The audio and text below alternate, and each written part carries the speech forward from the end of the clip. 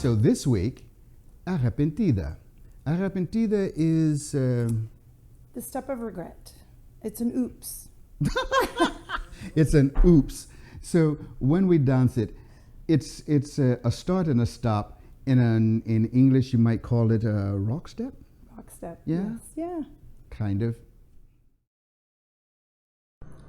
First and foremost, the Arrepentida must be done in a good embrace.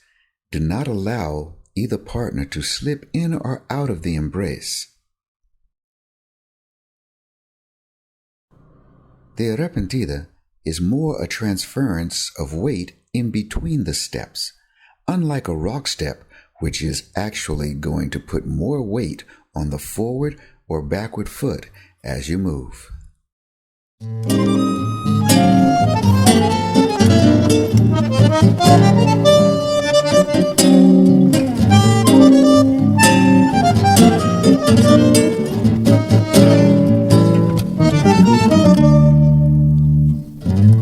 Predestinados amores llegarán y otros se van apagando.